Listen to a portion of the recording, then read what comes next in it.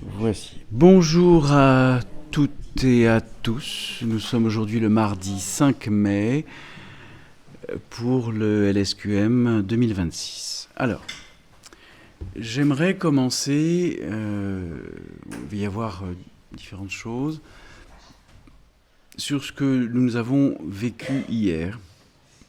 Et j'aimerais juste revenir dessus pour rester dans l'équanimité, c'est-à-dire la conscience globale qui nous permet de comprendre ce que... Il existe un mot qui s'appelle le métaverse. Le métaverse. Méta-univers. C'est-à-dire tous les univers. Il est évident que lorsque je me suis intériorisé, que j'ai étendu la conscience en métaconscience, donc métaconscience, métaverse, qui est plus que la multidimensionnalité, et qu'à un moment donné, bien évidemment, lorsque j'ai perçu tous les plans, toutes les dimensions, tous les mondes, tout ce qui pouvait exister, est parti d'ici des fibres de lumière dans chaque cœur présent et au-delà. Ce qui a déclenché le processus de révélation sur ce qui pouvait exister encore dans le métaverse et dans lequel un certain nombre d'entre nous, de manière directe ou indirecte, étaient encore concernés. Ce qui s'est passé a été je vais utiliser les mots que je peux, a été une mutation d'un niveau que personnellement, je n'avais jamais vécu. Mais cela s'est posé naturellement comme étant une translation nécessaire, universelle. Et quand bien même certains ou certaines d'entre vous n'ont pas été impactés ou n'ayant pas perçu y avait pas concernés, ou c'est ça, cela n'empêche que même de manière indirecte, il y a forcément des choses qui existaient, même si ce n'est pas un accès direct, mais quelque chose d'indirect, ou secondaire, ternaire ou quaternaire, dans les plans et les dimensions. Emmanuel va évoquer un certain nombre de choses, je pense que Elodie aussi, là on va faire un petit point, parce que Emmanuel a vécu, elle a recomposé le puzzle, donc elle va exprimer ce qu'elle souhaite. Mais j'aimerais vous lire un texte que j'ai écrit il y a 28 ans. Parce que c'est assez singulier, c'est comme il y a eu clic, d'un texte que j'ai écrit il y a 28 ans et qui est toujours intemporel.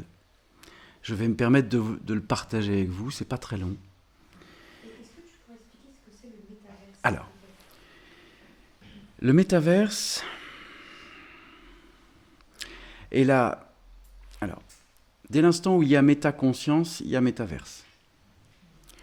Le métaverse permet, en fin de compte, d'aller au-delà des distances dans l'univers. C'est-à-dire qu'il n'y a plus de distance. Que ce soit en millions d'années-lumière ou en peu importe, il n'y a pas de distance. Donc la conscience, la métaconscience est métaverse. La distance n'existe plus. Les frontières n'existent pas. C'est la totalité depuis l'origine de ce qu'on a évoqué hier à travers la source originelle primordiale, le champ de conscience primordial originel. Tout ça, c'est au-delà du point zéro. Le métaverse est au-delà du point zéro. Beaucoup d'entre vous entendent beaucoup sur le point zéro, à travers les publications qui peuvent exister, des textes qui peuvent être diffusés, etc., etc. On est passé au-delà du point zéro. Alors, je peux comprendre aussi que ce niveau informationnel, qui est plus que de l'information, qui est de la conscience réelle, ait pu dire, mais qu'est-ce que c'est que ce truc-là? Qu'est-ce que je fais là? Et tout ça, etc. Je comprends. Mais ceci, c'est ce qui permet aussi de comprendre que, le temps n'existe pas, que ce qui s'est posé à partir d'un point d'origine est partie intégrante de nous, que l'on en ait conscience ou pas. Et ça, c'est non pas... J'entends souvent, oui, mais on est humain. Eh ben non. On est extraterrestre. On n'est pas des extraterrestres dans le sens où on pense d'autres civilisations, on est extraterrestre. Ça n'empêche pas de vivre notre terrestrialité. Il n'y a pas de souci avec ça. Mais notre capacité... Oui, Myrsan? Oui. Je disais dictionnaire. Tu m'avais déjà proposé, il y a bien longtemps, d'écrire un dictionnaire. Donc, vivre notre aspect terrestre n'est pas une séparation entre le métaverse et le terrestre. Le terrestre est partie intégrante du métaverse. Il n'y a pas de séparation, il n'y a pas d'écart, il n'y a pas de frontière.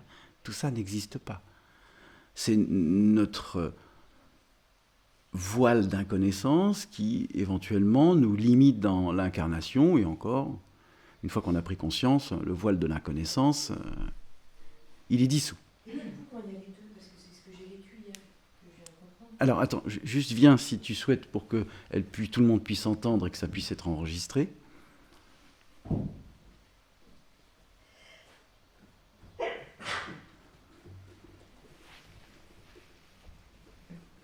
Vas-y. Du coup, c'est ce que j'ai senti hier, parce que quand on faisait le soin, moi, je ne sentais pas de séparation. Tout était là. J'étais partout. Et donc, en fait, c'est la métaconscience et le métaverse unifié. Et ça s'appelle comment? Je ne sais pas. Ah, d'accord. Je ne sais pas. C'est de toute manière, dès l'instant où tu... Alors, souvenez-vous, il y a eu le temps spirituel, à travers les âges, les religions, les séparations, les dogmes, et ça. On parle de l'évolution de l'humanité. À travers même ces temps spirituels, il y a des êtres qui sont venus sur Terre indiquer que ce qui était appris encore sur Terre, là, ok, c'est très bien, mais qu'il existe autre chose. Et ça, c'est depuis... Voilà. Même les aborigènes d'Australie, qui n'avaient pas de religion, vivaient, entre guillemets, une cosmogonie complète entre la Terre, etc. Et c'est une des populations, comme les Amérindiens, etc., qui ont vécu une cosmogonie entre... ils ont compris. Le ciel, la terre, les plans, etc. Ils savaient. Et ils n'avaient pas de religion. Mais au fur et à mesure que l'intellectualisation ou la conceptualisation, on parle tardivement du temps grec, où Platon, etc., ont conceptualisé l'univers pour pouvoir l'écrire, le transmettre, etc. C'est encore une étape. Donc tout ça, c'est le monde spirituel avec, à un moment donné, des pics d'âme de plus ou moins haut niveau qui viennent et qui rappellent à chaque cycle, chaque siècle ou à chaque grand cycle qu'il existe autre chose que ce qu'on est en capacité d'appréhender. Puis, là, en ce moment, on rentre dans le temps quantique. On sort du spirituel, on rentre dans le temps quantique. Donc le temps quantique, les religions et tout ça, ça marche plus. Enfin, on n'est plus en biorésonance avec ça. Et on commence à peine de passer du quantique au métaverse.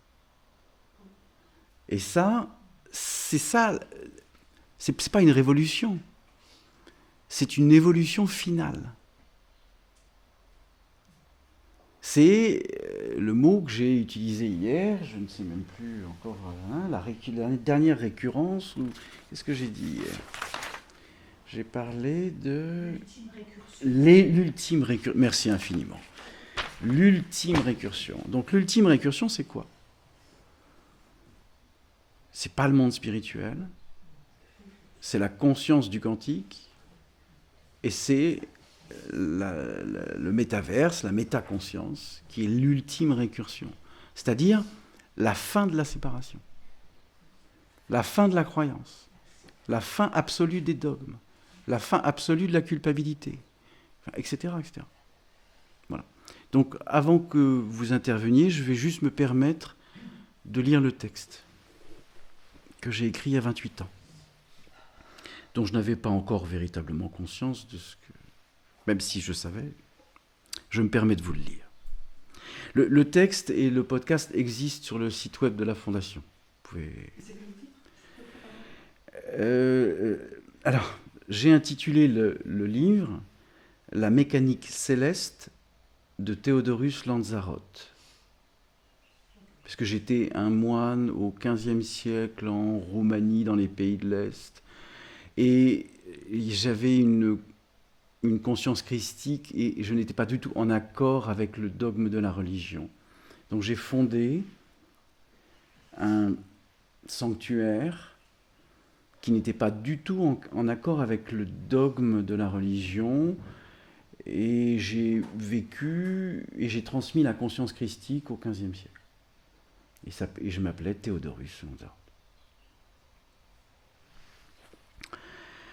Donc, la mécanique céleste de Théodorus Lanzarote, mémoire d'un voyageur atemporel, tome 1.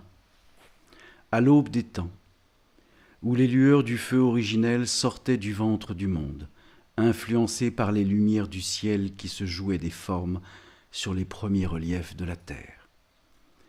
Naissait dans le reflet des eaux de l'univers l'humanité, qui devint celle des peuples. Ils ont marché, et peu à peu se sont posés sur l'horizon. Ils se sont appropriés la matière, apprenant à la maîtriser, et s'emploient à forger leur avenir, leur propre immortalité. Dans le prolongement d'eux-mêmes, ils érigent des monuments vers le ciel, pour capter les lumières et les souvenirs qui venaient de lui. Ils construisent plus grands et plus vastes qu'ils ne le sont, cherchant à rejoindre la source au-dessus, oubliant que l'origine fait partie de nous, que les mémoires se trouvent dans nos corps et sous nos pieds. Les pierres sont les miroirs des âmes et des civilisations qui s'expriment, et les peuples laissent au vent qu'ils créent le dessein de les caresser ou de les détruire. À la terre de porter la matière, au feu d'ouvrir les ténèbres, à la lumière d'ouvrir ces arcs de couleurs où se prononcent l'amour et la haine, qui saisissent les regards dans la douceur et les larmes de la peine. Terre, dans la présence et l'ignorance, théâtre des êtres et de l'ombre, ils bâtissent dans les villes leurs temples et ses lumières. Voilà. C'est le livre, c'est le début du livre. Voilà. Donc, Emmanuella,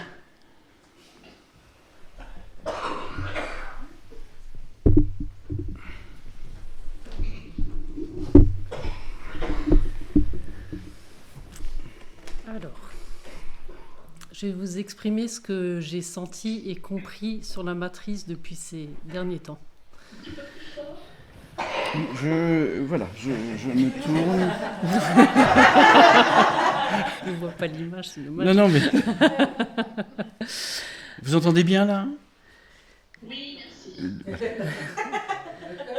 Alors, depuis qu'on est arrivé ici, Luc nous exprime ce que c'est et comment fonctionne la matrice. Et tous ces éléments m'ont permis de rassembler en fait tout le puzzle de ce que j'évoquais, mais sans vraiment comprendre pourquoi j'évoquais tout ça. Et que je lui ai déjà évoqué depuis un long moment.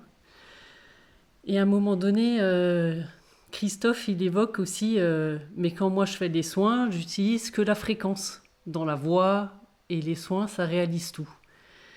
Et ça fait un moment que je dis à Luc, mais quand on enquête, c'est la matrice, c'est la dualité. C'est l'ombre, la lumière, le blanc, le noir, le chaud, le froid. Et en fait, hier, quand on a commencé à enquêter, pour moi, on repartait dans ce système matriciel et on nourrissait la matrice. Et la matrice nous envoie des images, des mots, Et tout ça, en fait, ça montait crescendo, ça montait. Tout le monde a fini par pratiquement à rentrer en réaction soit je commence à avoir mal là, je commence à sentir de la colère, je commence à sentir de la culpabilité. Et en fait, c'est cet effet boomerang, justement, que ce qui est émané nous revient. Et à un moment donné, Rosa, elle dit maintenant stop. Il n'y a pas de dualité entre l'ombre et la lumière. On revient tous dans le cœur et on émane de l'amour. Et qu'est-ce qui s'est passé ? Tout le monde a senti l'amour et est revenu dans le cœur. Donc arrêtons de nous poser des questions sans arrêt. C'est pourquoi ci, pourquoi ça, pourquoi ci, pourquoi ça ? Parce qu'en fait, on nourrit ces boucles et ce système matriciel. Voilà. En même temps, et j'entends ce qu'elle exprime, ce qui est tout à fait juste. Ce qui existe dans des énergies atomiques, subatomiques, subnanoatomiques existent, qui ne sont pas... Oui, bien sûr, je peux parler. Revenir dans le cœur, revenir dans la présence, revenir dans la métaconscience, c'est une évidence. Et je l'exprime depuis aussi très longtemps.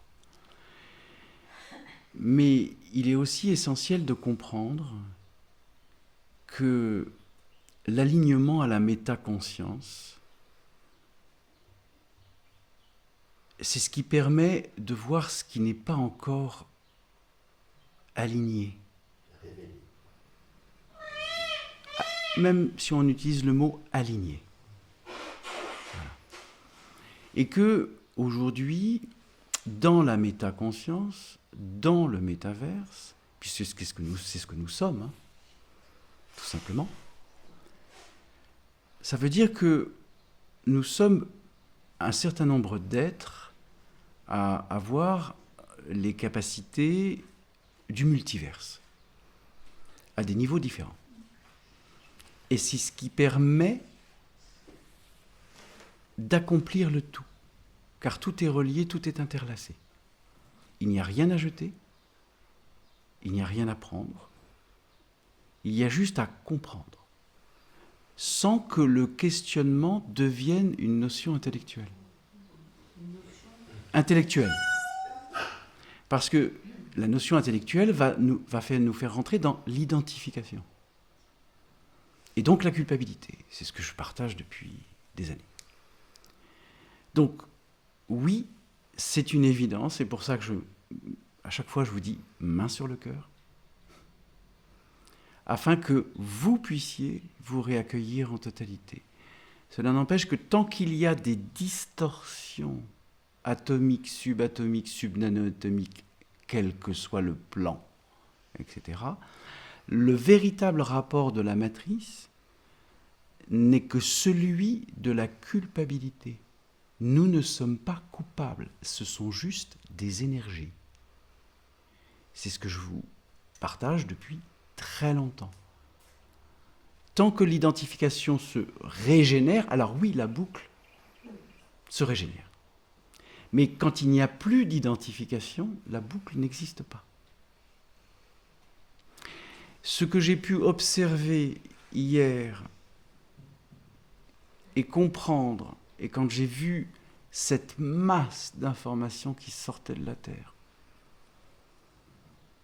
j'ai vu tous les points de lumière, surtout dans tous les pays, d'êtres qui n'étaient plus comprimés par cette masse d'informations.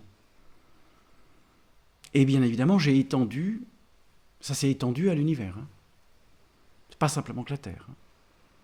Donc, l'œuvre commence par un O. Zéro. Dieu est zéro. L'œuvre, c'est Dieu. Et lorsque la conscience que l'on est Dieu, alors il n'y a rien qui puisse nous affecter ou nous impacter, ou s'il y a un affect ou s'il y a un impact, c'est parce que il y a un conditionnement d'être, d'âme, de plan, de dimension, qui n'ont pas envie que vous rentriez dans le principe de la conscience de Dieu, c'est-à-dire du zéro. Mais ils ne viennent pas là empêcher, ils viennent simplement révéler le doute que vous émettez encore. Et c'est tout. Un doute conscient ou inconscient? Inconscient, oui, inconscient. Pas le souci. Voilà. Donc, l'équation entre les plans, je dis bien les plans de la matrice, et le métaverse, ou la métaconscience, fait que dans la métaconscience, il n'y a plus d'équation. Il n'y a plus d'équation.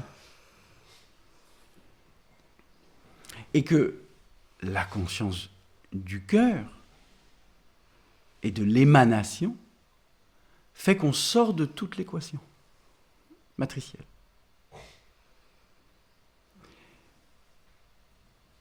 Il n'y a rien à nier. Rien. Car tout existe. Le métaverse, c'est la conscience universelle, depuis l'origine. La métaconscience, c'est le cercle absolu de la création. De tout ce qui existe, mais pas d'ici, de toute la création depuis son origine. Et la véritable paix, elle est là, elle n'est pas ailleurs. Elle est intérieure parce que zéro. Autre chose ? Quand je nommais hier, quand j'évoquais hier, tu me bloques dans quelque chose, mais en fait, il me bloque dans rien. C'était moi-même qui me bloquais dans la matrice. Merveilleux.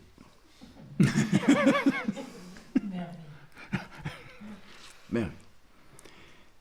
Élodie, souhaites-tu évoquer quelque chose ? Oui, parfois, c'est ce que je disais hier aussi. Alors, viens que ça puisse être entendu et enregistré.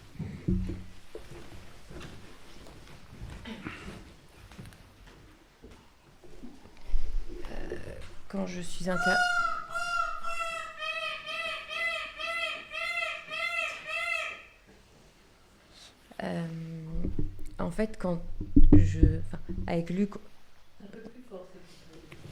avec Luc, on sent tout et on voit tout. Et effectivement, hier,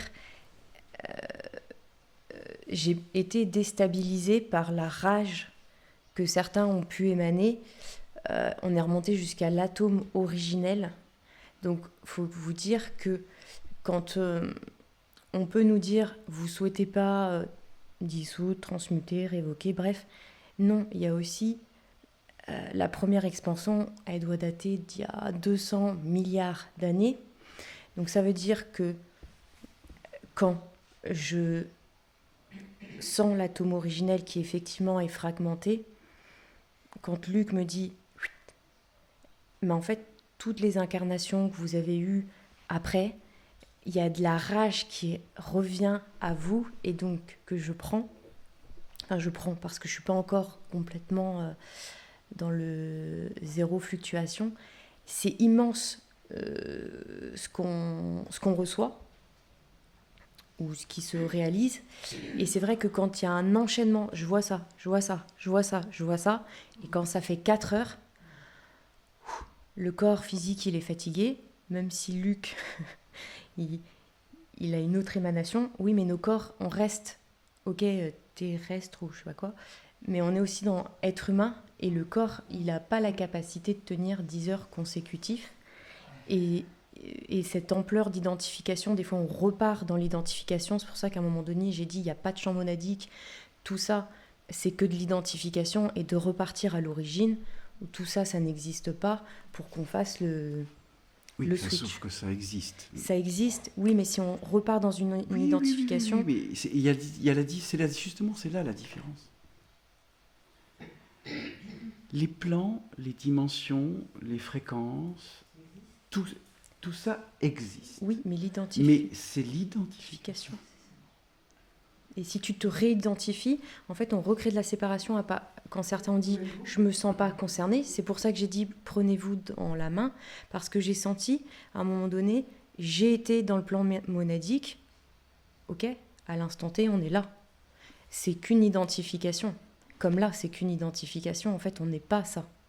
Et donc, c'est pour ça que certains ont eu le sentiment de ne pas être concernés, mais en fait, vous étiez concernés parce que vous étiez... Moi, je vous ai vu en pilier de lumière, stable, avec 0 fluctuation.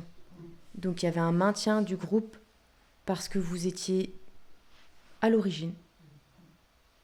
Donc, en fait, vous avez participé. Mais tous, on a participé à des niveaux de fréquences différentes.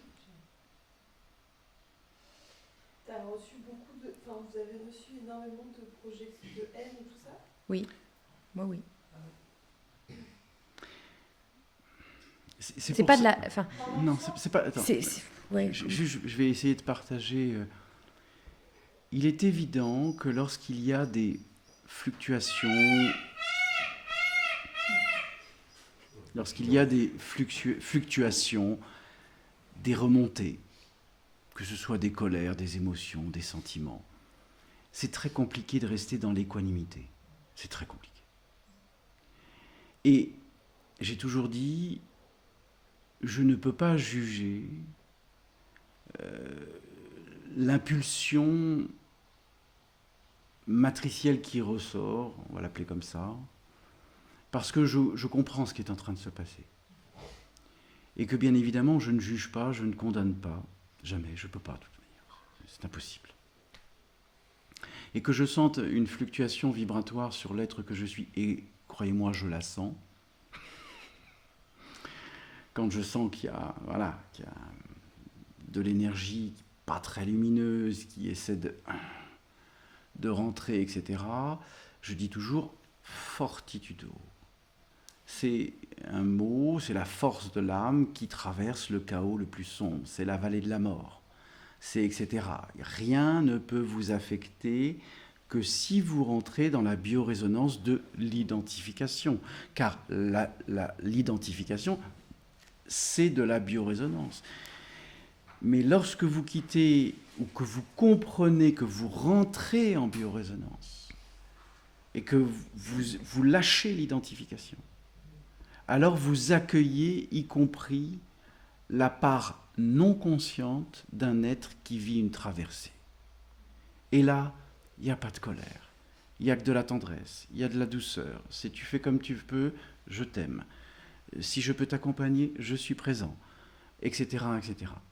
Il n'y a plus de lutte, il n'y a plus de combat, il n'y a plus de volonté, il n'y a plus je veux que tu changes, c'est fini tout ça. C'est terminé. Chaque être fait comme il peut. Nous sommes, avec ce que nous avons vécu hier déjà, avec le temps de l'infusion, avec le temps de l'intégration de cette nuit, on se retrouve ce matin pour se dire voilà, on arrive au point de l'équanimité. Personne n'est inférieur, personne n'est supérieur, tout le champ d'expérimentation à travers l'origine existe à travers nous tous. Nous sommes en partage, nous sommes en échange permanent, impermanent. Et que quand vous vivez cette impermanence, le permanent n'existe plus. Ça reste l'impermanence à tout instant. Et c'est là où il n'y a plus de flux. Et c'est là où l'émanation, où la métaconscience reste vivante, de manière impermanente. Puisque la métaconscience n'est pas permanente, elle est impermanente par sa nature.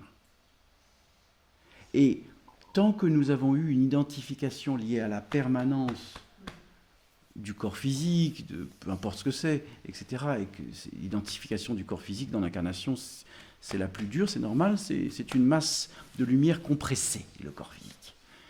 Donc, on s'identifie à ce qui est un peu lourd. Lorsqu'on arrive à ne plus poser une identification à n'importe quelle masse compressée, qu'elle soit une pensée, un corps physique, ou etc., tout est la vie dans sa variabilité. Et chaque être fait comme il peut, chaque âme fait comme elle peut. C'est tout. Et l'accompagnement, c'est sentir le point où une âme arrive au point de basculement. C'est l'accompagner à son propre point de basculement. De l'identification à la métaconscience. En gros, c'est ça. Tant qu'il y a encore des identifications, tant qu'il y a encore des colères, des sentiments, des émotions, il y a le maintien des boucles de la matrice. C'est très simple. Et on est liés. En fait, le soin hier, il était pour l'humanité. Et Donc en fait, moi, quand je vous vois, certains, je vous vois pas dans... Par exemple, Sandy, si je te regarde, je vois pas que Sandy. Je vois tes autres incarnations précédentes qui sont présentes. Donc par exemple, si tu as été Hitler, je vois aussi Hitler en toi. Et donc, si tu as été Hitler, il y a plein de liens autour de cet être-là. Et donc le soin hier, il était vraiment pour l'humanité. Donc comme on est remonté à l'atome originel, moi j'ai senti tout de tout le monde, de toute l'humanité depuis le début. Et comment on aurait pu ne pas t'impacter? Vous ne pouviez pas. Vous ne pouviez pas. En fait, c'est ça. Alors j'explique. Vous êtes en quoi? Pardon? Vas-y. Qu'est-ce que tu... La question, Pascaline, c'était comment est-ce qu'on aurait pu être ou qu'est-ce qu'on aurait pu réaliser pour qu'il ne soit pas impacté? Alors, c'est très simple. Ne soit pas...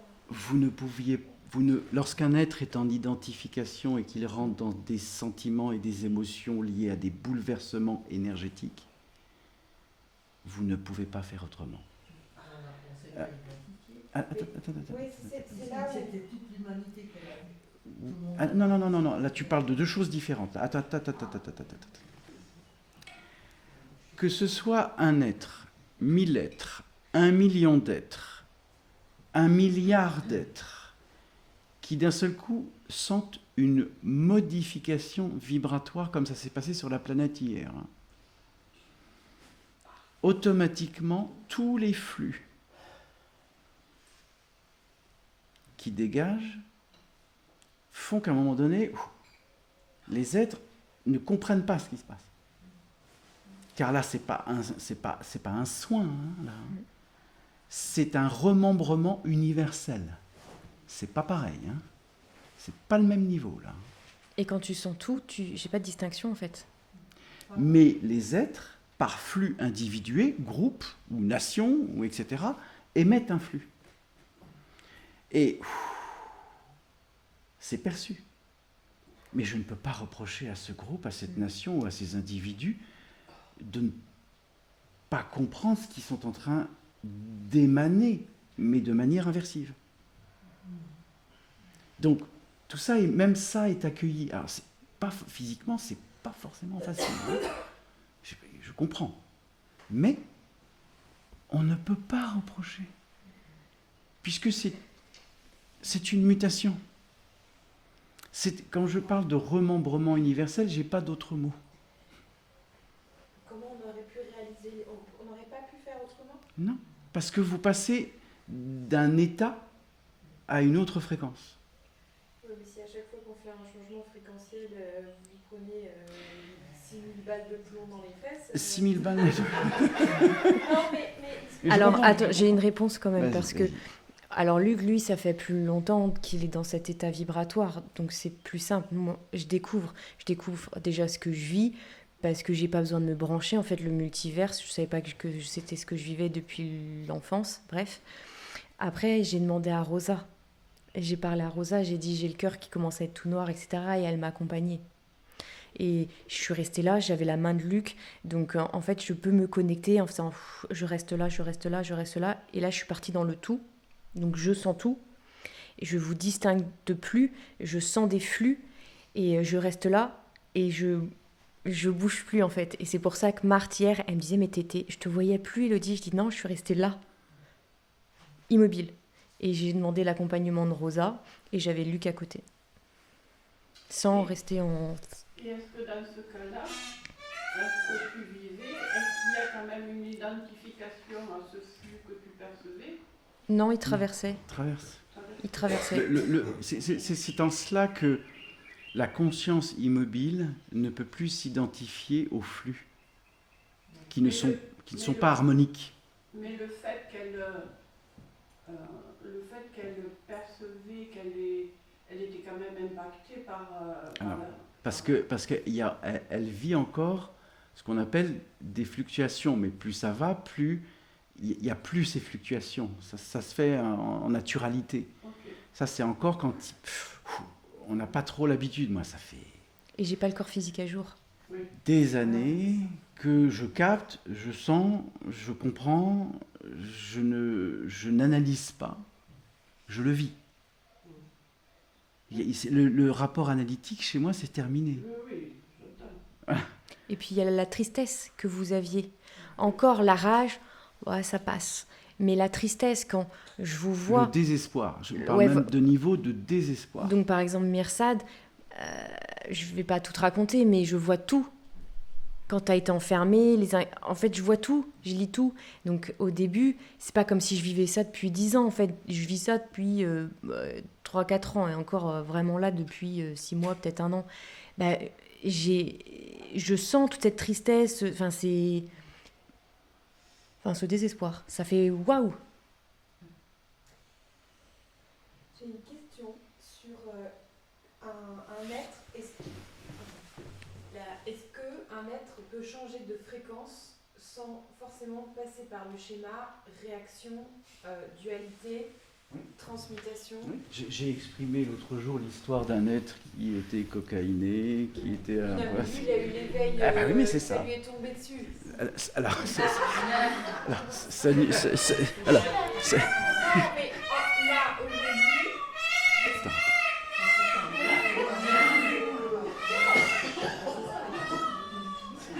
Tu peux lui facturer des heures qu'on n'a pas pu... Là, on va manger du faisant ce soir. Pour la bête. alors, Est-ce qu'on est obligé de passer par le senti, donc l'émotion, parce que dès qu'on rentre en réaction, il y a une émotion qui se crée. Donc on rentre en réaction, on a la joie, la peur, la colère, la tristesse, le désespoir. Ça, c'est le point de départ, en fait, de ce moment où on sait qu'on va transmuter. non, parce que là, tu le sais pas, tu es dans l'émotion, tu le sais pas. Tu vis, regarde ce que tu as vécu hier. Ouais. Tu étais défalqué. Tu avais des larmes. Il y a un truc en moi, il veut pas. Non mais, tu comprends? Comment dans cet état-là, où tu vis un truc qui te déborde, qui te submerge d'une manière à, je vais dire un mot un peu, à émasculer la conscience.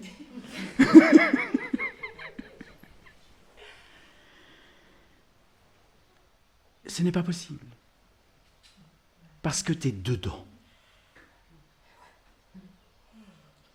Et tant que tu es dans cette émotion, la conscience est ternie. Lorsque tu restes dans le flux d'émanation, C'est très simple. J'étais présent, je te voyais, je te sentais, je captais tout, j'ai compris ce qui se passait, et je n'ai pas été dans l'émotion. J'ai dit, je sais, je comprends, on va s'en occuper. C'est tout. Je ne suis pas dans l'empathie. Oh ma pauvre, ma chérie, qu'est-ce que tu vis? Je comprends pas. Non, la question que je posais, c'était. Ça, c'est. Enfin, je sais pas, j'arrive pas. Moi, je comprends ce qu'elle veut dire. C'est que, est-ce qu'il faut passer par ces états-là pour avoir l'élimination? Comment l'élimination vient? L'illumination. L'illumination sans passer par ces états-là. Comment cet être a réussi à avoir l'illumination? Voilà. Alors, j'ai évoqué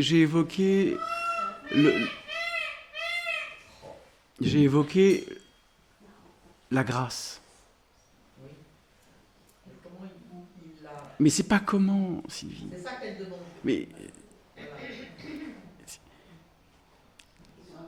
Bouddha a été, avant d'être Bouddha, a été Siddhartha. Il était un prince.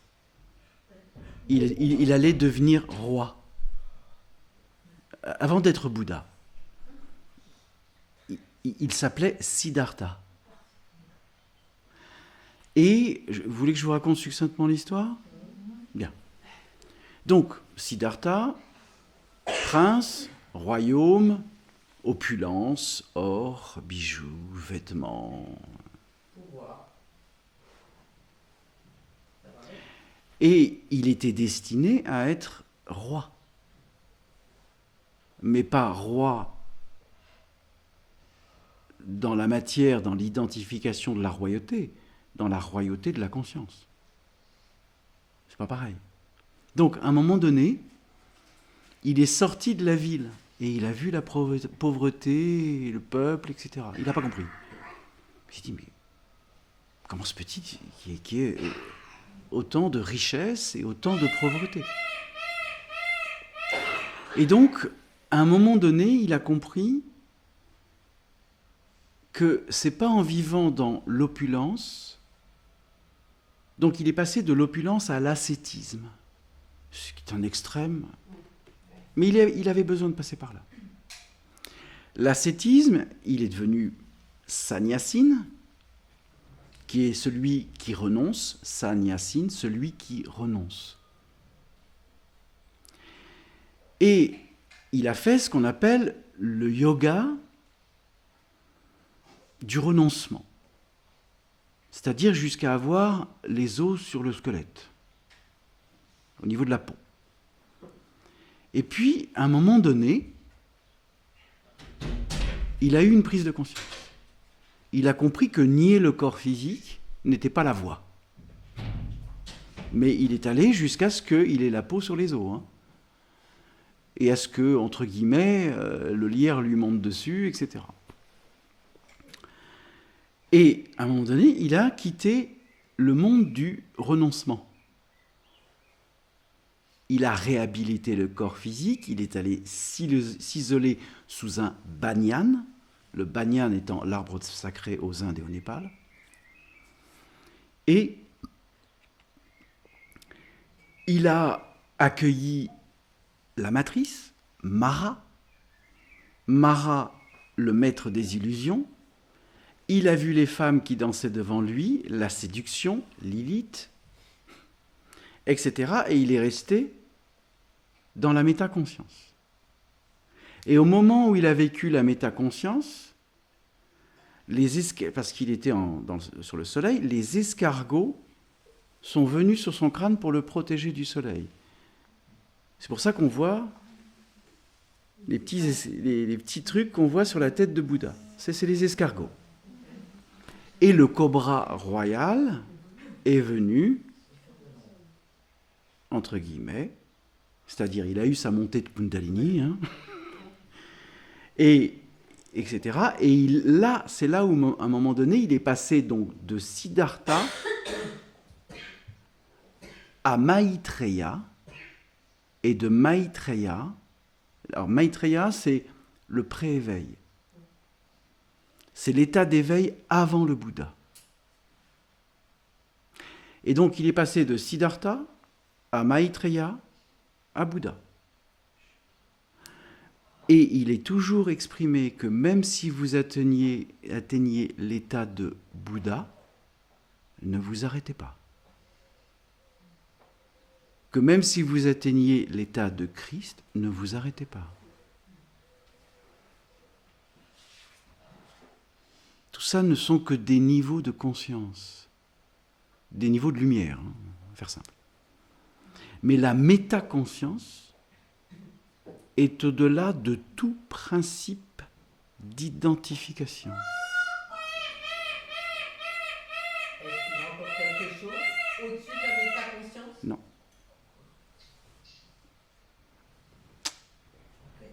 Pour l'instant. C'est tout. Mais la métaconscience, c'est illimité. Hein. Tu peux faire de la télépathie avec ça.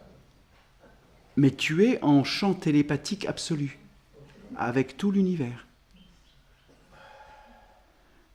Lorsque des êtres qui vous accompagnent ou que vous entendez, etc., c'est de la télépathie. Hein. Ils sont dans le plan invisible, vous entendez. Vous entendez des mots, des phrases, peu importe. C'est de la télépathie. C'est déjà de la télépathie. J'ai jamais pensé à ça. C'est déjà de la télépathie. Donc, n'oubliez pas, comme je vous ai toujours dit, hein, le Christ, avant d'être le Christ, il était Jésus. Hein. Ils sont passés d'un état à un niveau de fréquence. Ils sont passés dans la métaconscience. Ils n'étaient pas dans le supramental. Hein. Ils sont passés dans la métaconscience. Donc l'état de Bouddha, l'état de Christ, ou ce qu'on appelle l'esprit, hein, c'est déjà la métaconscience. Mais la métaconscience totale, c'est au-delà de ces niveaux-là. Ça va ?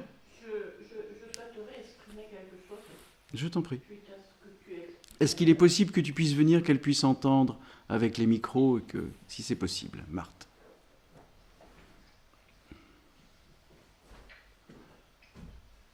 Ça va, Pascaline? Ça va, Patricia? Très bien, merci. Oui, ça va, merci. Merci. Marthe.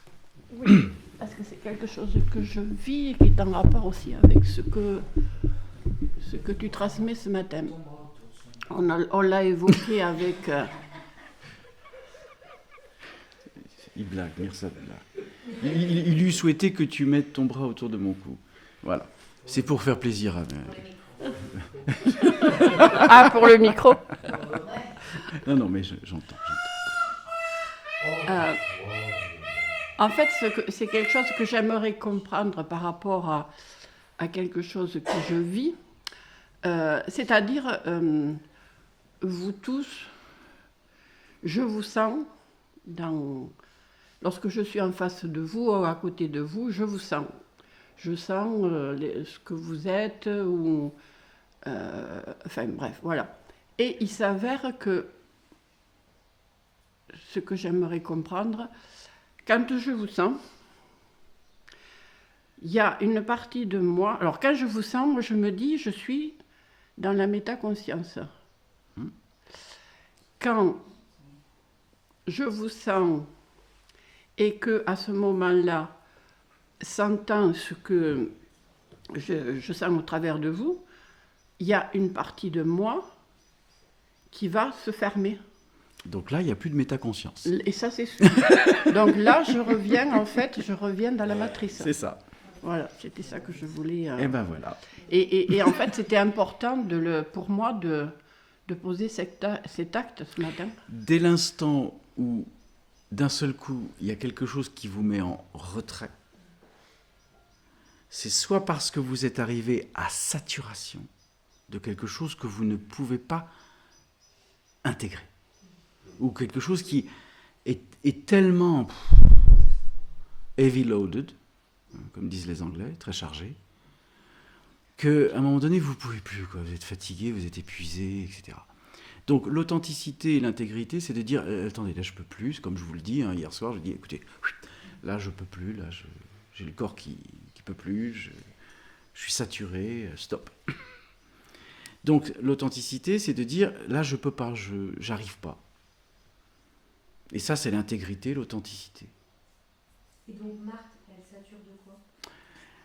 En fin de compte, il y a encore en Marthe quelque chose qui essaie de se protéger. Voilà pourquoi elle tousse. Et elle se protège de quoi? Et je me protège de quoi?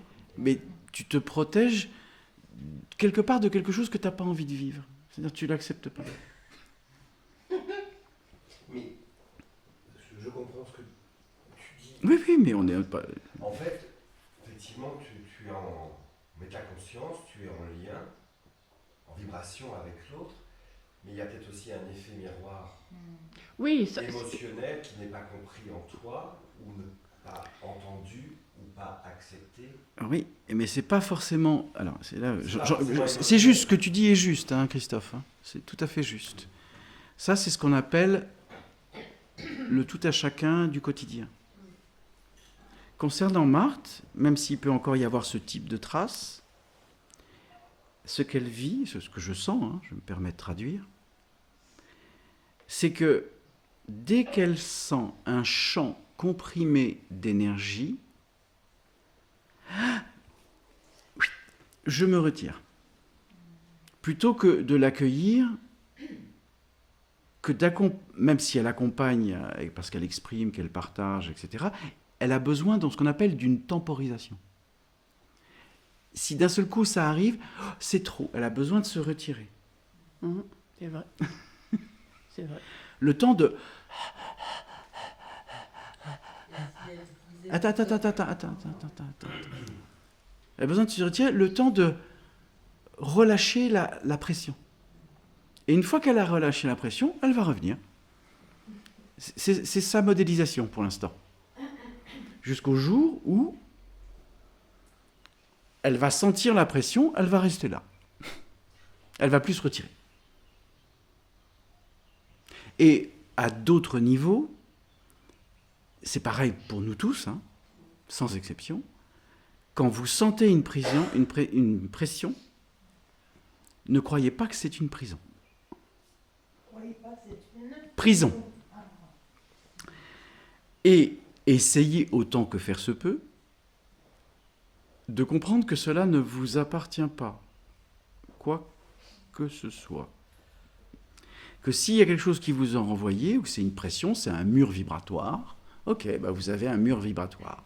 Qu'il soit en brique, en béton, ou peu importe, de toute manière, tout mur s'écroule à un moment donné.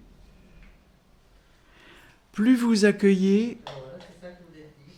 Et si on dit on accueille, dès qu'elle le sent, qu'elle dit j'accueille, est-ce que ça peut pas l'accompagner pour... Le mur s'écroule. Mais là, dans ce qu'il exprime, en fait, déjà, ça me crée une ouverture. Hein, parce que je saisis ce que tu me transmets, ce que tu as éclairci, en fait, la clarté que tu m'as apportée. Et je sens que, en fait, je vais pouvoir l'accueillir. Voilà. Et donc t'accueillir. Et m'accueillir. Et donc ne plus tousser. Ah oui, non, mais c'est juste un système réflexif inconscient. Je tousse contre tous. Oui, non mais... C'est un réflexe, Imagine si nous, on contre-toussait contre toi.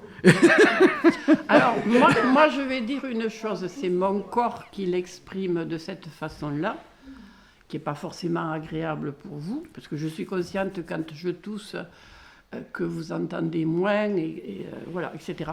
Mais vous l'exprimez d'une autre façon, qui est pour moi aussi sensible. Voilà. Donc voilà. Donc, cette hypersensibilité que vit Marthe, puisqu'on parle de Marthe, fait que jusqu'à présent, elle a maintenu ce qu'on appelle un système de survie. Dès qu'elle sent un truc qui est un peu... Voilà, elle se retire pour revenir. Mais il y a un délai. Voilà. Le tout dans la conscience ou dans la métaconscience. Dans la métaconscience, il n'y a pas de délai. C'est instanté. Il n'y a pas d'espace-temps. Marthe a maintenu jusqu'à présent un espace-temps, c'est-à-dire une dissociation. Voilà. C'est parfait, c'est C'est génial. parfait, voilà. Merci. De rien. Je t'en prie, viens partager, communiquer, puisque... Ça, faut mettre la main, voilà, Ah, merci. on rêverait. Alors, mon loukoum d'amour. Ça va mon loukoum, ça va. Donc, alors, Que souhaites-tu partager? une question un petit peu subtile et un peu, peut-être un peu complexe. Puisque Marthe s'est exprimée, j'avais envie de poser la question par rapport à ça, donc ça va me permettre de rebondir par rapport à Marthe. Comme elle disait hier, Mirsad, je t'ai vu là-bas, j'ai vu une dissociation. Donc ma question c'est, j'ai deux questions. Ma question c'est, est-ce que c'est ma dissociation qu'elle a vue, ou est-ce que c'est la sienne qu'elle a vue à travers moi? Non, c'est... Première question. Alors, je me permets de répondre à la première question. D'accord. Non, elle a vu. Et comme je t'ai vu, j'ai vu ton visage à un moment donné hier, et il y a eu une telle prise de conscience que vivre le changement d'interface a été, pendant quelques secondes, compliqué. Et donc, elle a perçu ça. Comme tu es en pleine rotation intérieure, Oui. mais pour l'instant, la rotation, tu la vis par cran. On y va doucement, là. Ça fait 24 milliards d'années que j'ai fonctionné comme ça. On y va cran par cran, là.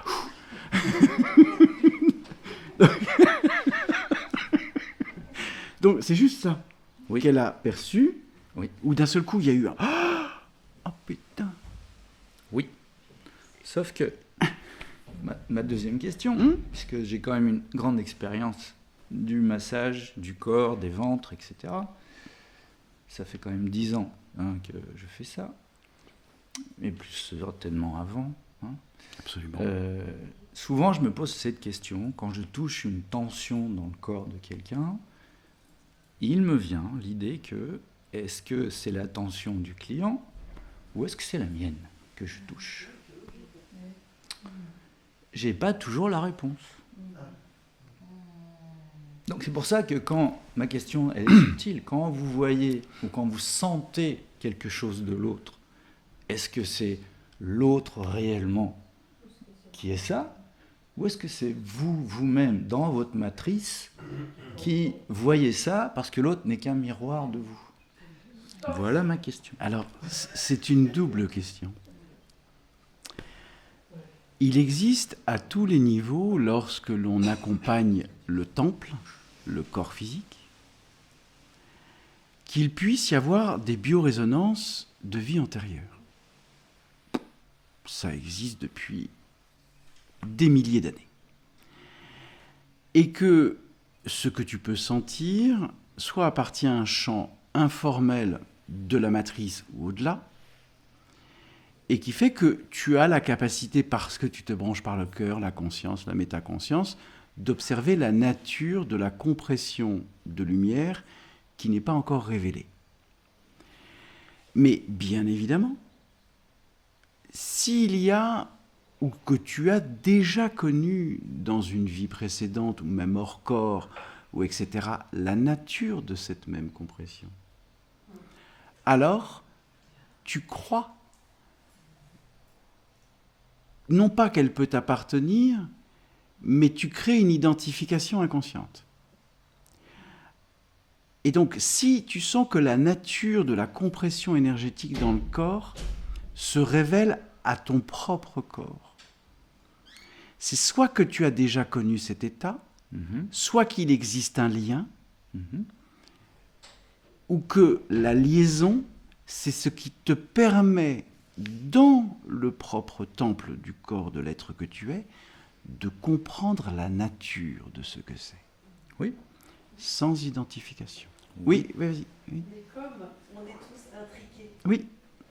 automatiquement, ça lui appartient. Alors, ça lui appartient, c'est l'impermanence dans la permanence. C'est toujours le même truc. C'est appartenir sans appartenir. Merci. Oui, j'entends. Mais il y a une part de lui qui en... La fréquence, elle est identique. mais elle existe. Voilà. Donc, Mais ça semble oui, en oui. résonance. Attends. Oui, c'est juste. Mais si on rentre dans la métaconscience, Ça nous appartient plus. merci. Elles disent qu'elles ont du mal à entendre les échanges. Oui, parce que oui.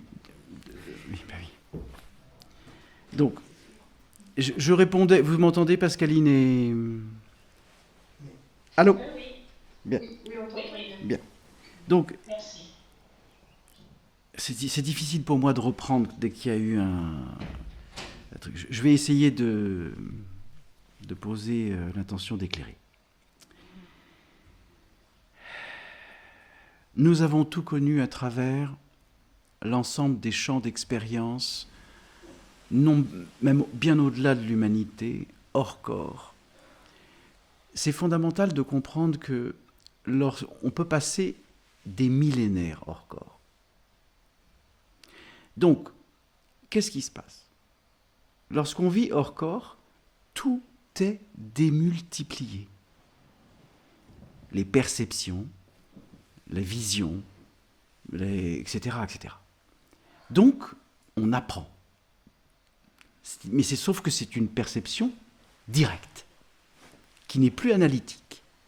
C'est une perception énergétique. Je vous donne un exemple très précis. Lorsque un être sort hors corps, là, votre corps dort, et vous faites un voyage astral. Vous vous retrouvez dans le jardin, là, vous faites 10 pas. Vous vous retrouvez dans le jardin qui est là. D'un seul coup, vous voyez l'énergie des arbres. Parce qu'il n'y a plus de filtre. Le filtre analytique, comment dire, c'est la plaque d'acier, le filtre analytique. Quand vous faites un voyage astral, vous sentez les énergies de la Terre, vous sentez les énergies des arbres, vous sentez tout. Et c'est instantané. Lorsqu'on vit des milliers d'années hors corps, imaginez les balades spatiales que vous faites, où vous captez tout instantanément. Et puis un jour, vous revenez dans l'incarnation. Voile de l'oubli, système analytique, plaque de métal. Vous sentez, mais vous ne comprenez plus. Vous repassez par le système analytique. Et là, c'est mort. Hein. Et donc, si vous réimplantez la métaconscience, vous réaccédez à tous les champs perceptifs que vous avez vécus depuis l'origine. Et là, ce ne sont plus des biorésonances. C'est une mémoire vivante, consciente de la nature et de la qualité de tout ce qui existe à travers l'univers. Zéro identification. Est-ce que c'est clair? Ça va? Moi, j'aimerais rajouter quelque chose. Alors, si tu aimerais rajouter, pour qu'elles entendent les girls, je t'en prie. Ça a répondu à la question? C'était un questionnement pour tout le monde, voilà, qu'on se pose cette question quand on sent quelque chose. Est-ce que c'est... N'oubliez pas que vous êtes des êtres infinis Où est-ce que ça... et que ne rentrez pas dans le système analytique. Oui. Quand tu fais des soins, tu captes. Et des fois, je ne capte rien. Oui, Marc. Juste, mais tu l'as exprimé quand même. Quand je reprends le cas de Mirsad, l'être que tu es, quand au moment où j'ai senti ça chez toi, je fais la différence. Au moment où je l'ai senti, il n'y a aucun doute. C'est clair, c'est net. Et il m'arrive aussi de sentir donc auprès d'un être quelque chose et que ça a une résonance en moi. Donc dans ces cas-là, je fais toujours, j'accueille ça au moment où je le vis et je vais ensuite faire une œuvre en moi pour comprendre cette biorésonance que je sens. Alors, oui, je t'entends parfaitement. Il existe encore, pour bon nombre d'êtres, un besoin de maturation pour que l'énergie ne soit plus affectante. Affectante. Donc, accueillez aussi ce temps de maturation. Ne forcez pas les choses. Essayez de comprendre que, par nature, la maturation n'est pas un dévers de la conscience. Elle est parfois une nécessité. Et lorsque on accepte la maturation, il n'y a plus d'impatience. Il n'y a plus de volonté, il n'y a plus de force électromagnétique. Il n'y a que l'amour en disant « je comprends ». Je comprends. Laisse le temps de la maturation. C'est valable pour nous tous. Le temps de la maturation est parfois justement le basculement de passer d'un état à une fréquence.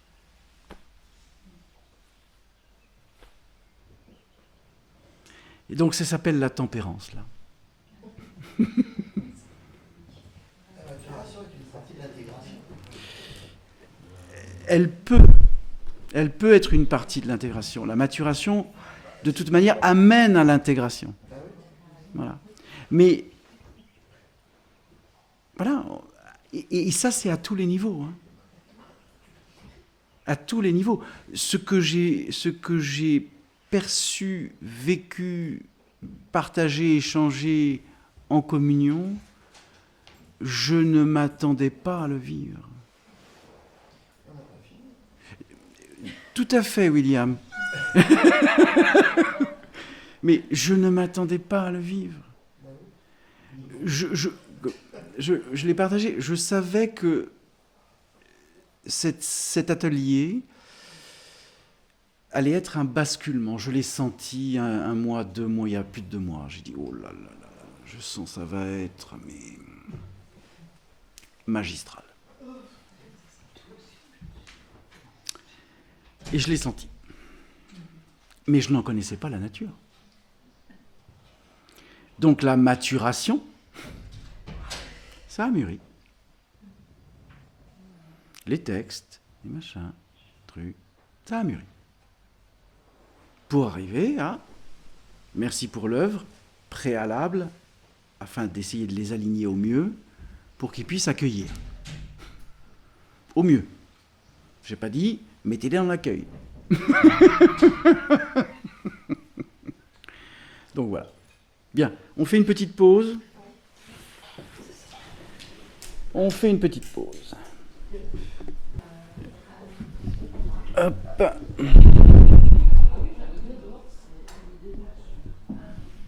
Voilà. Retour. Alors, j'aimerais juste évoquer quelque chose pour Mathilda. Mathilda. Parce que je sens qu'elle a un lien très puissant avec Lilith. Lilith. Alors, j'explique qui est Lilith. La plus belle. Celle que tu as connue, Mirsad. Oui. Bah oui. C'est moi. C'est ma voisine. J'explique l'histoire succincte de Lilith. Lilith est une déesse de la séduction dans l'antématière. Elle a une émanation si féminine qu'elle est capable de réveiller un mort, si je puis me permettre l'expression.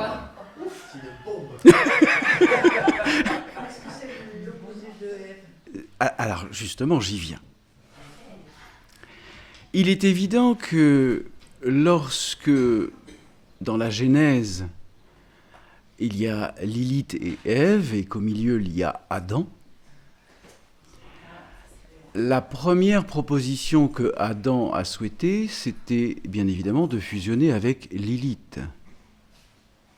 Et Lilith lui a dit « Tu es absolument adorable, mais tu n'es pas du tout à la hauteur de ce que je pourrais attendre de toi. » Et donc, Lilith lui a dit « Va voir Ève, ton aspect solaire, pour que Adam soit dans le solaire. » Certes. Et tu as exprimé avec l'expérience que tu as vécue avec un être féminin, où tu as retrouvé l'énergie de Lilith, mais comme je te l'ai dit, vous avez fait des rites, vous avez fait des fusions avec Lilith, dans la séduction, etc., etc. Et tant que tu es habité par ceci, parce que c'est une mémoire, c'est pas un souvenir, il serait heureux que tu puisses transcender ceci. Parce que toute rencontre avec le masculin va te renvoyer directement au pulsionnel passionnel. Et dès que tu vas sentir que le pulsionnel passionnel s'arrête, c'est-à-dire que le feu s'arrête, tu vas re-regarder le masculin en disant « Mais qu'est-ce que tu fous là, quoi ?» Tu comprends ? Or, la transcendance est de dire « Je n'ai pas besoin de vivre le feu pulsionnel, passionnel avec un être. Mais en tant que, puisque tu es revenu dans un corps féminin, mais d'initier le masculin au solaire. »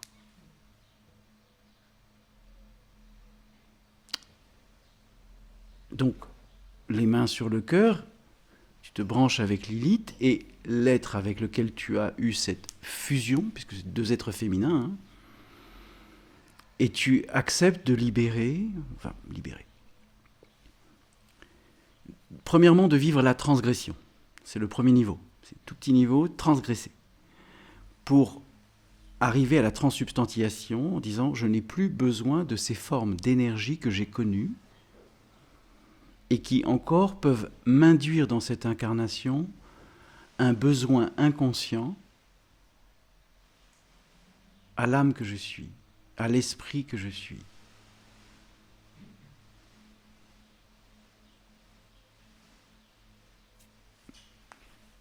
Voilà. Oui ? Et quand, en tant que femme, tu as vécu ce type de relation avec un homme, pareil. Le pulsionnel passionnel est un feu. Est un feu qui consume, qui ne vit pas. Non, dans les premiers jours, c'est ouf. Mais derrière, ça vous tient par un feu pulsionnel passionnel. Ce n'est pas de l'amour. C'est un feu qui vous consume tous les deux. C'est « je te quitte, reviens ». Voilà, c'est que ça. Comment tu coupes ça ? Alors, tu ne le coupes pas.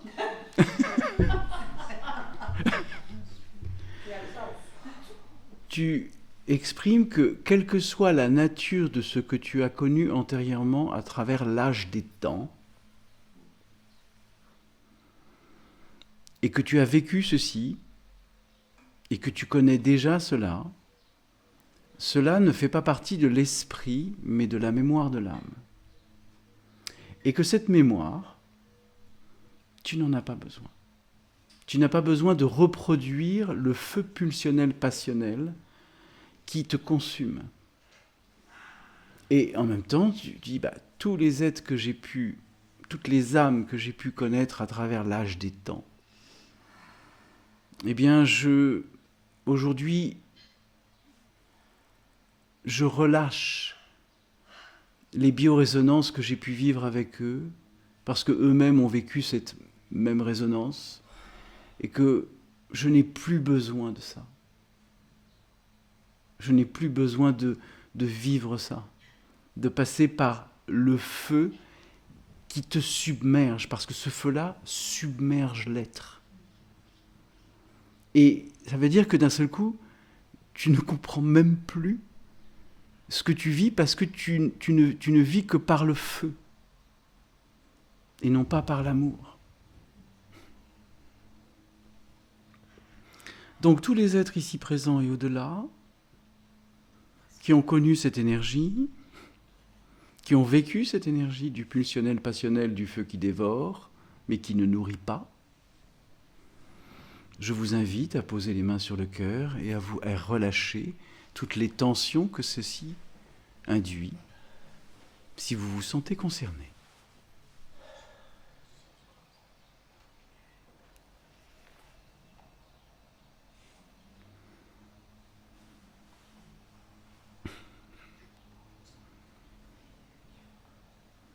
En votre cœur, en votre présence, en votre conscience, vous n'avez plus besoin de ceci pour croire que vous existez. Vous n'avez plus besoin d'une forme de complétude qui est un leurre matriciel.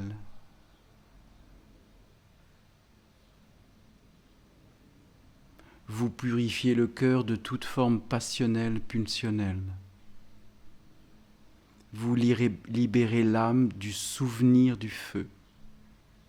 Revenez à la mémoire vivante de prendre conscience que ceci existe, mais que vous n'en avez plus besoin.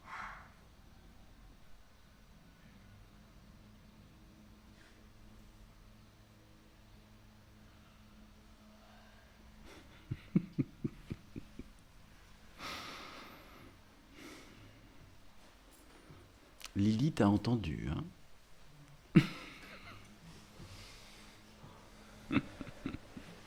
Bien. Comment? Darkhan, bah, bien sûr. Darkhan est le pendant féminin de Lilith. Darkhan. Masculin. Masculin. Alors, je vous explique juste une anecdote pour que vous compreniez. En des temps immémoriaux, les femmes dans le matriarcat étaient initiatrices du féminin. On ne parle pas d'Isis, hein. On ne parle pas de... Des groupes de sorcières, on va faire simple, d'être dans les rites, etc. Aller dans les forêts, à chaque sabbat, le 1er mai, qui est la fête des sorcières, hein, qui n'est pas la fête des travails, hein, c'est pas la même chose. Eh oui. Eh oui. Car le 1er mai, début de l'ère du taureau. Et donc, de ce fait, c'était le sabbat de la lune rouge. Et donc, les femmes se regroupaient dans les forêts. Ça te parle, hein, Mathilda? Synchronicité avec elle. Oui, des choses qui se sont passées juste avant d'arriver. Ouais. On parle. Donc, des groupes de femmes avec une initiatrice. Hein. Et là, elle appelait Lilith, Darkhan, et tous les êtres de la séduction de l'antématière. Et c'était fornication. Hein. Fornication. Et oui.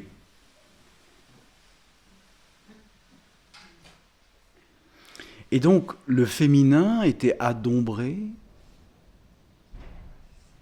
par le désir sans limite. Le feu, incréé. Et ce genre de souvenir mémoriel, ardent, peut imposer dans une existence un rapport au masculin et ou au féminin, hein, d'ailleurs, une condition, plutôt qu'un accueil. Voilà. Qu'est-ce que tu veux dire par la dernière phrase, ça? Oui, une condition plutôt qu'un accueil. Bah, d'un seul coup, s'il ne répond pas à votre besoin, vous allez poser la question de savoir pourquoi il est venu. Pour répondre à ton besoin. Et ton besoin, il est fractal. Parce que tu prends. Tu ne donnes pas.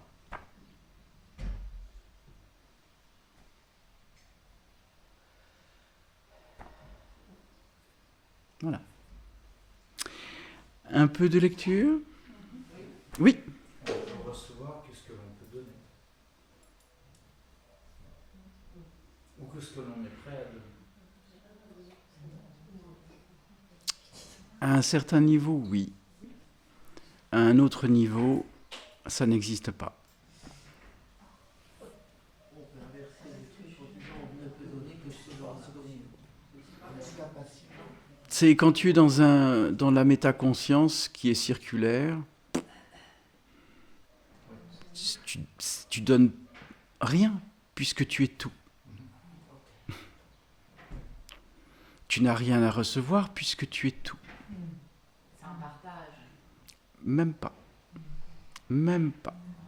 C'est même pas un niveau de partage. La conscience réelle fait que tu es en communion avec tout ce qui est. Il n'y a pas de demande, il n'y a pas de besoin, il n'y a pas de manque, il n'y a pas de complétude. Tout ça, ça n'existe plus.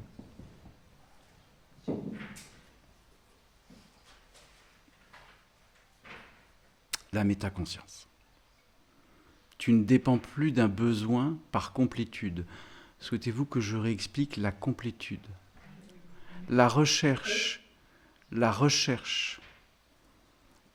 d'une moitié que vous croyez ne pas posséder. Alors, vous allez chercher à l'extérieur de vous-même la croyance que vous avez besoin de vous compléter. La complétude. Et donc, vous choisissez un homme, une femme, un chien, ce que vous voulez. Et il me donne de l'amour, je lui donne de l'amour. Il me donne de l'amour, il est pas en paix, je suis pas en paix. Le jeu de la biorésonance, de tu me donnes, je t'aime, tu ne me donnes pas, je ne t'aime plus. C'est ça la complétude. Donc 95% des couples sur Terre sont dans la complétude. J'ai besoin de toi. Est-ce que tu m'aimes ? T'es sûr ? T'es sûr ? T'es sûr que tu m'aimes ? Quand il y a ce genre de questions, il n'y a pas d'amour, il n'y a pas de conscience réelle, il n'y a pas de conscience circulaire. Il y a le besoin d'être rassuré. Donc la complétude, c'est le besoin d'être rassuré. Tant que vous avez besoin d'être rassuré, vous ne savez pas qui vous êtes. Ça va ? Le jour où vous n'avez plus besoin de vous rassurer, vous émanez. Point. Ça va ? Bien. Eh bien, on arrive au texte. Rien ne dure et tout s'efface, sauf l'amour.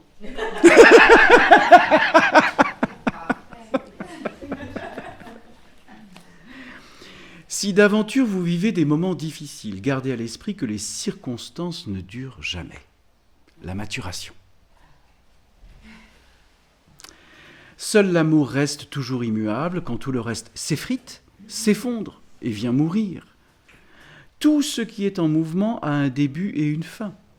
L'inconfort, la souffrance, la douleur, la difficulté et toute autre circonstance de la vie, quelle qu'elle soit, rien de tout cela ne dure jamais. Chaque matin qui s'élance comme une danse est une nouvelle vie où le miracle recommence, inlassablement. Un jour prochain, vous passerez un portail qui vous mènera vers autre chose, c'est inévitable. Tous les chapitres se terminent un jour, sur le chemin initiatique, puisque là on parle du chemin initiatique des étapes. La croyance de devoir passer des étapes par expérience pour rétablir la conscience de l'être. Bla, bla, bla.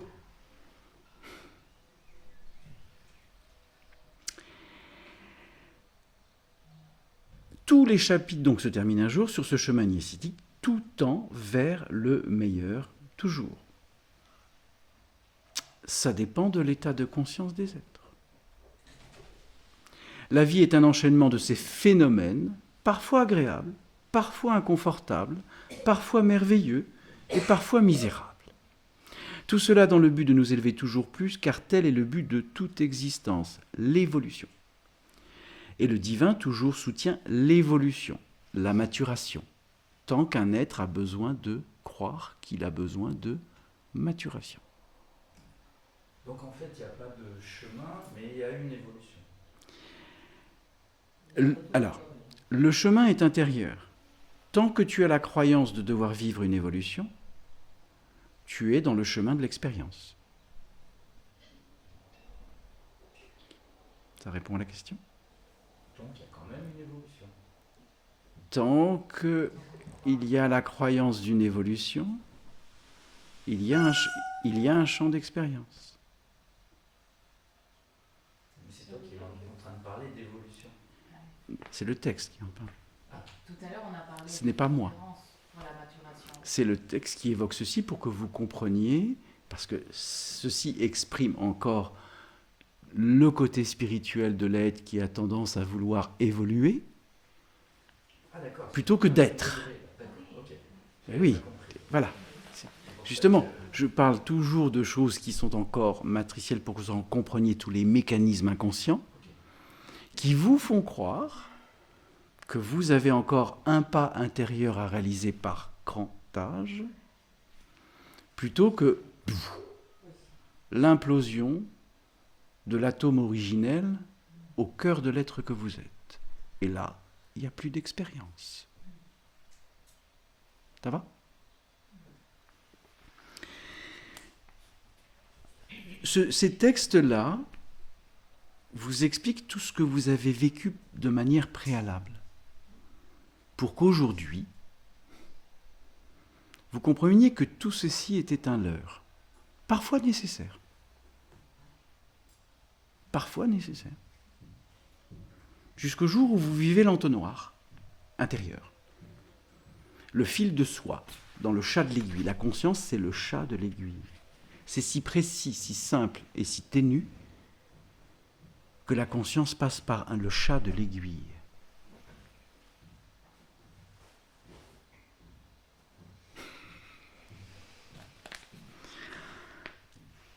La vie est un enchaînement de ces phénomènes, bon, parfois un. L'évolution et le divin toujours soutient l'évolution pour que tous les enfants de Dieu s'en retournent à son royaume. Ça rappelle un petit peu la Bible.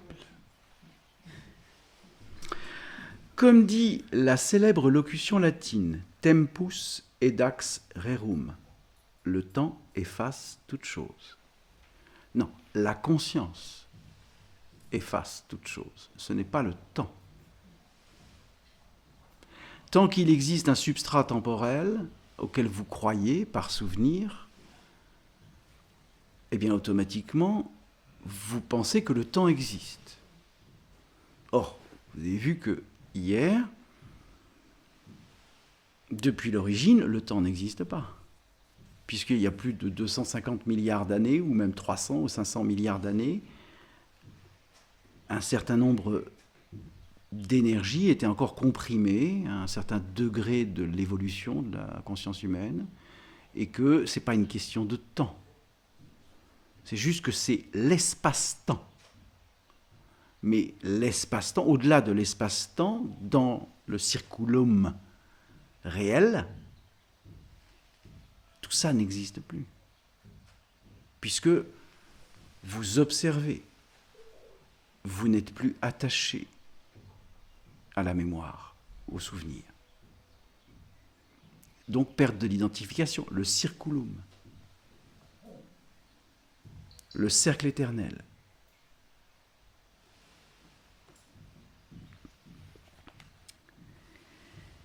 Cela veut dire que tout ce qui subit l'œuvre du temps se détermine un jour. Eh bien oui, si vous obéissez au temps, automatiquement, les choses arrivent, puisque vous concevez à travers le temps la croyance de votre évolution. C'est fou, hein? Ça va?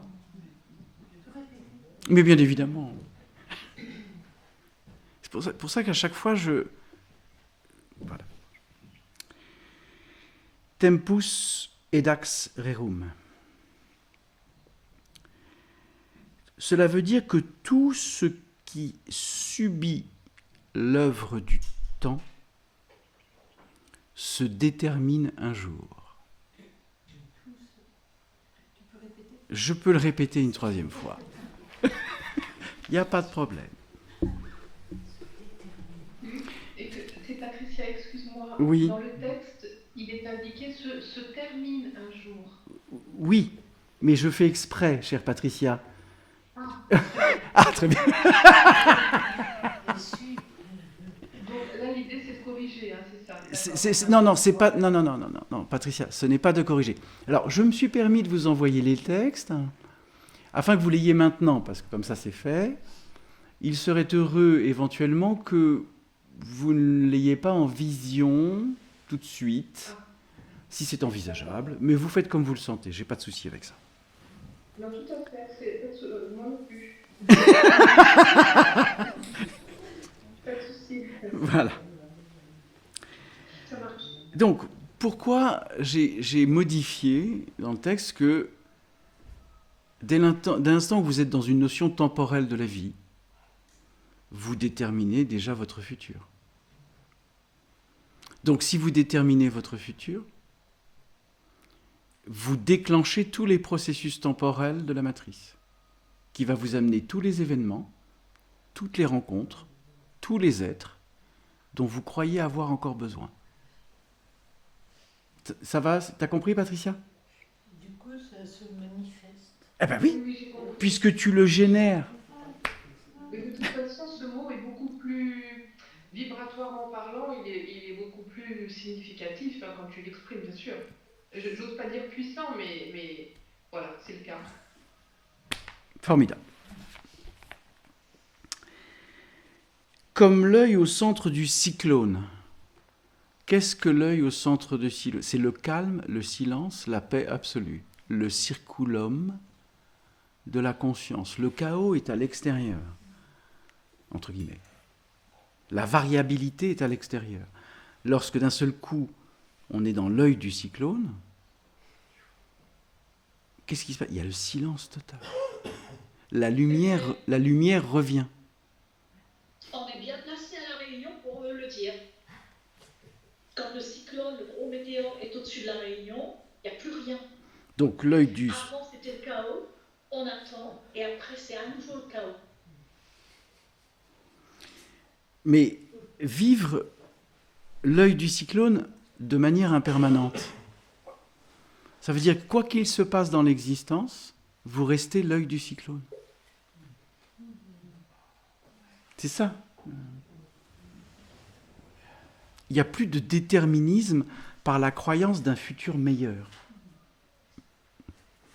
que le présent que vous vivez.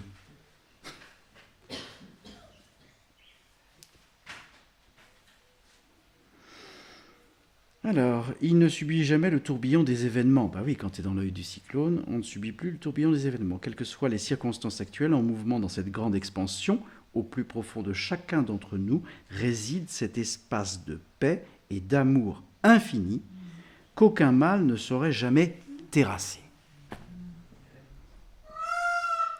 Merci.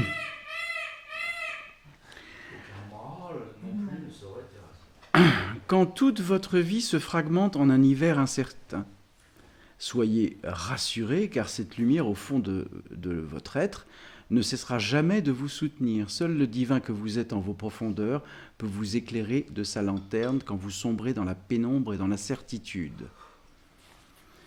Je me permets de rappeler l'histoire d'un moine japonais du XVIe siècle qui s'appelait Jizo. Très jeune, j'ai eu son image.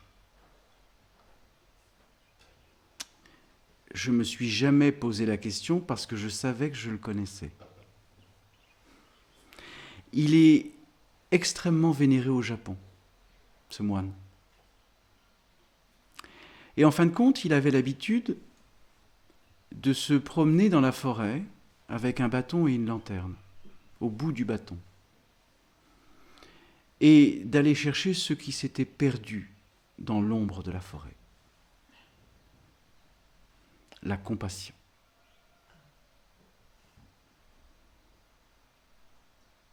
Donc, vous pouvez, si vous le souhaitez, ensuite rechercher sur Google ou autre, etc., Jizo. S-H-I, je ne sais plus quoi, Z-O. Jizo. Jizo. Voilà. Il amenait déjà, où on peut indiquer qu'il allait dans cette forêt pour trouver ceux qui s'étaient égarés. C'est comme dans l'ombre, c'est les êtres qui s'égarent dans l'ombre. Il ramenait la lumière en leur rappelant « vous êtes lumière ». Voilà, en gros c'est ça. Il allait certainement aussi libérer des âmes. Bien sûr. Oui, et puis ils avaient des cimetières dans le temps, ils avaient un cimetière dans les forêts.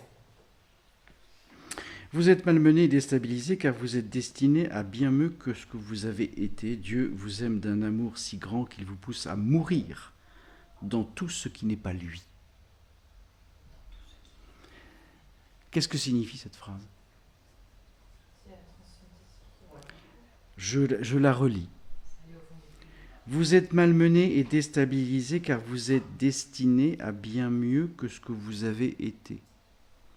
Dieu vous aime d'un amour si grand qu'il vous pousse à mourir, en gros, à toutes vos croyances, dans tout ce qui n'est pas lui. Lorsque Dieu, puisqu'il est le zéro, la conscience circulaire totale de la création, et qu'il voit la vie se démener dans sa variabilité infinie, il ne juge pas. Mais l'énergie qu'il est à travers l'univers, dans chacun d'entre nous, à travers chacun d'entre nous, nous rappelle ce qu'il est. Et c'est donc ce que nous sommes, réellement. Pas ce qu'on croit vivre par besoin de se rassurer, par séparation, etc., etc.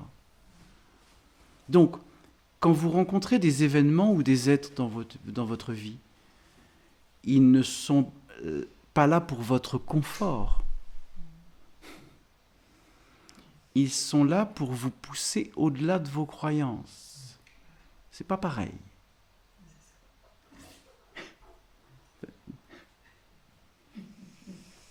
Ça parle ? Ça parle, oui. Ça parle, hein.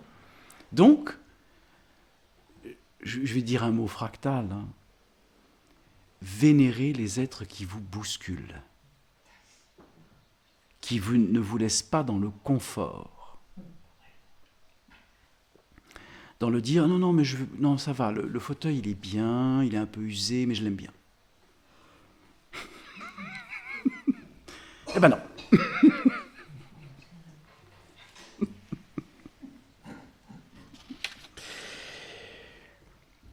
Qu'il vous pousse à mourir dans tout ce qui n'est pas lui, pour vous permettre de renaître en lui. Sauf que vous n'avez pas besoin de renaître en lui, puisque vous êtes. Toujours un peu plus palier après par palier, croyance de l'évolution. Cycle après cycle, blablabla. La souffrance n'est qu'un passage. On reprend. Essentiel. La croyance du corps de souffrance, du besoin de souffrir pour croire que l'on existe, ça s'appelle la survie. Et rien d'autre.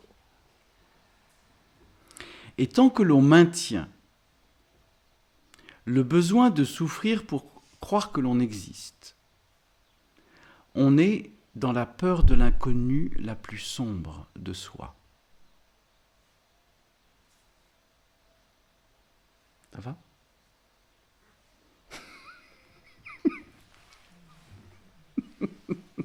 Oui. J'aime beaucoup Bouddha, le bouddhisme me parle beaucoup.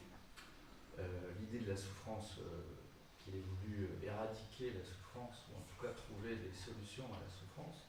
Mais j'ai toujours pas compris pourquoi il n'a pas indiqué qu'on n'est pas obligé de souffrir. Alors, bien.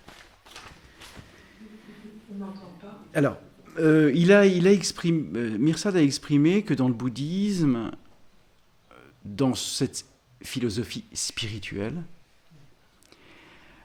le Bouddha a souhaité, par compassion, que la souffrance s'annule des êtres incarnés, etc., etc.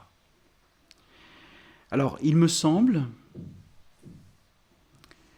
que c'est une traduction d'un enseignement que Bouddha n'a jamais exprimé.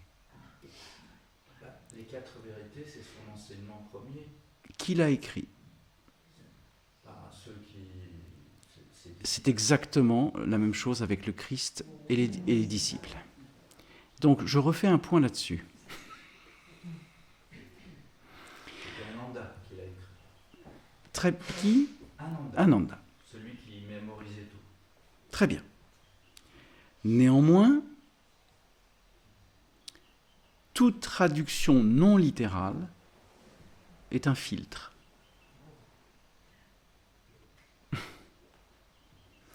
Donc, je peux demander à l'esprit de Bouddha de venir pour lui demander